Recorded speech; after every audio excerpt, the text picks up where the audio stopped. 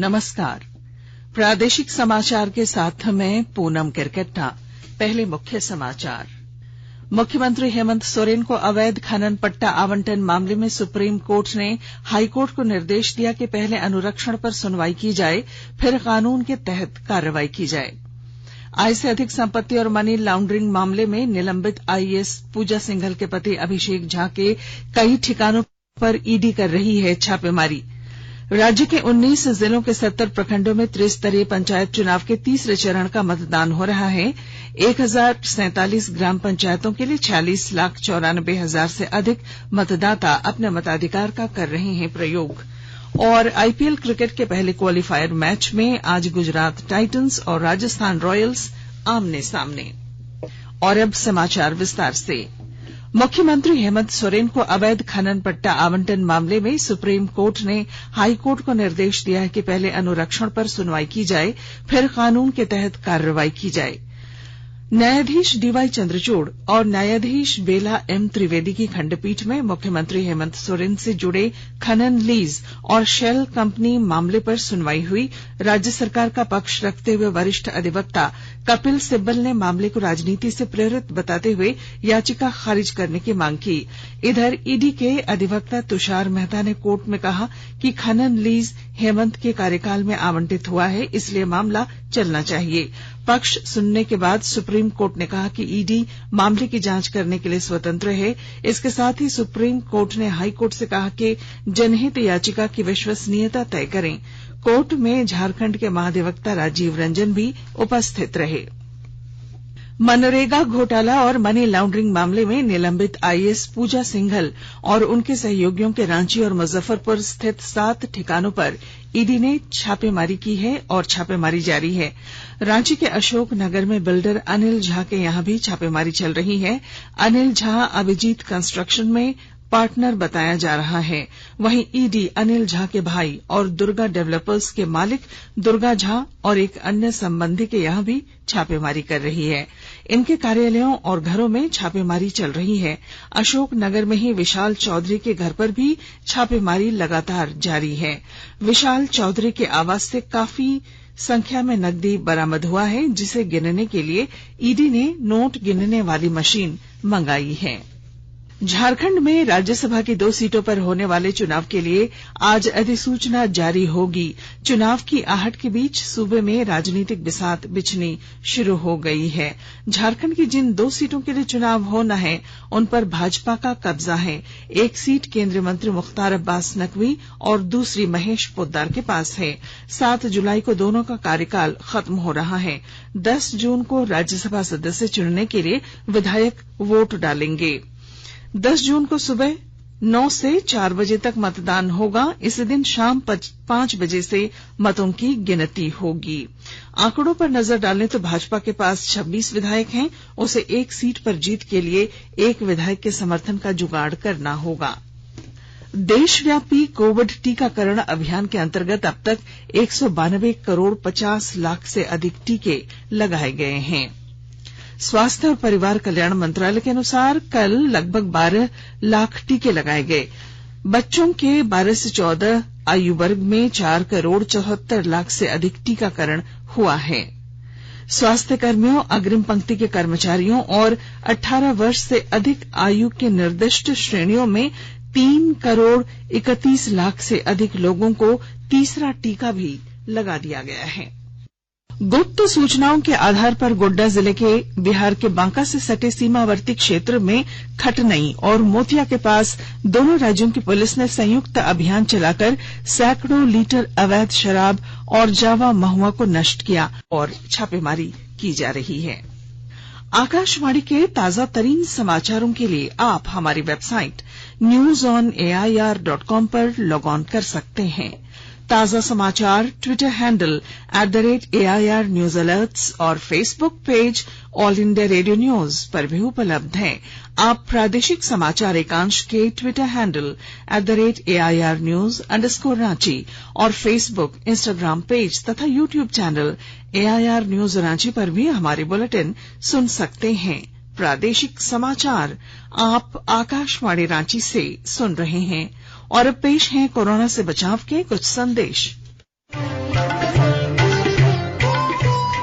कोविड-19 से बचाव और सुरक्षित रहने के 3 उपाय।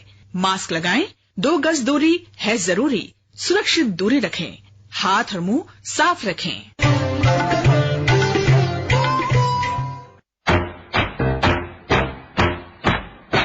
चलो मिलकर एक शुरुआत करें, चलो एक फैसला आज करें, मास्क नहीं तो टोकेंगे, कोरोना को रोकेंगे, चलो एक वादा करते हैं, चलो एक वादा करते हैं, मास्क नहीं तो टोकेंगे, कोरोना को रोकेंगे। भारत सरकार द्वारा जनहित में जारी। प्रादेशिक समाचार में आपका फिर स्वागत है। झारखंड में राज्य के 19 जिलों के 70 प्रखंडों में त्रिस्तरीय पंचायत चुनाव के तीसरे चरण का मतदान सुबह 7 बजे से हो रहा है। 1047 ग्राम पंचायतों के लिए 46,94,000 से अधिक मतदाता अपने मताधिकार का प्रयोग कर रहे हैं। मतदान 3 बजे तक जारी रहेगा। तीसरे चरण में ग्राम पंचायत सदस्यों के 6,370 पदों, मुखिया के 1,047, पंचायत समिति सदस्य के 1,165 और जिला परिषद सदस्य के 126 पदों के लिए 27,343 उम्मीदवार चुनाव मैदान में हैं।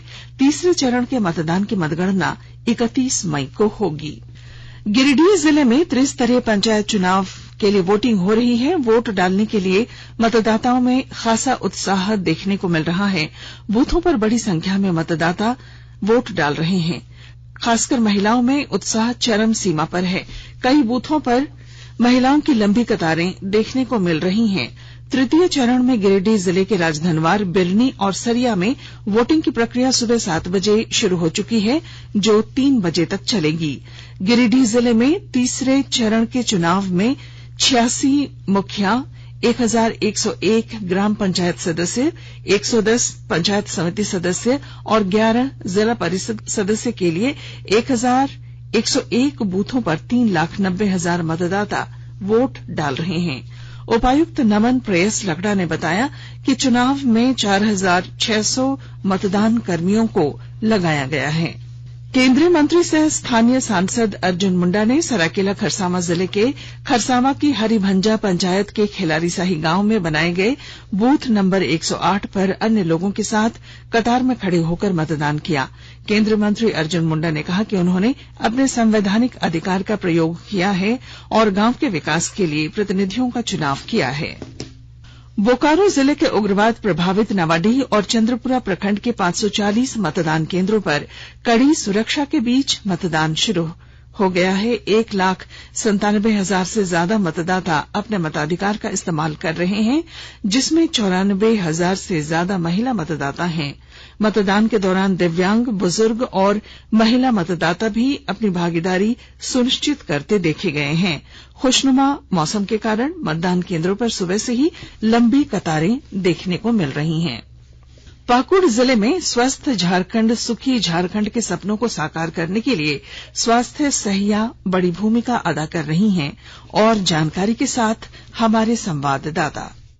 स्वस्थ झारखंड, सुखी झारखंड के सपने को साकार करने, ग्रामीण इलाकों के लोगों को स्वस्थ रखने एवं राष्ट्रीय ग्रामीण स्वास्थ्य मिशन के उद्देश्यों को सफल बनाने में स्वास्थ्य सहिया बड़ी भूमिका निभा रही हैं। नियमित टीकाकरण, संस्थागत प्रसव, कोविड वैक्सीनेशन के साथ ही मलेरिया कालाजार उन्मूलन के स्वास्थ्य विभाग के लक्ष्य को पूरा करने में स्वास्थ्य सहिया की मेहनत ग्रामीण क्षेत्रों में असर भी दिखा रहा है। इन स्वास्थ्य सहिया की बेहतर कार्य प्रणाली का ही नतीजा है कि आज नियमित टीकाकरण, संस्थागत प्रसव ही नहीं, NRHM के तहत चलाए जा रहे कार्यक्रमों में स्वास्थ्य विभाग को सफलता भी मिल रही है।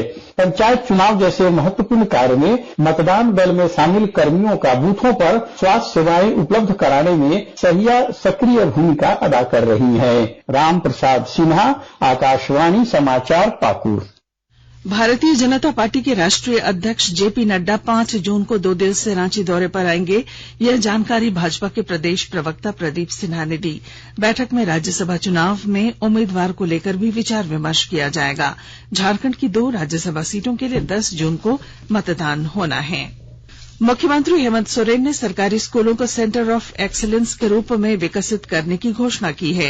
मुख्यमंत्री ने कहा कि झारखंड के सरकारी स्कूलों को मॉडल स्कूलों के रूप में बेहतर शिक्षा व्यवस्था देने के संकल्प को पूरा किया जाएगा।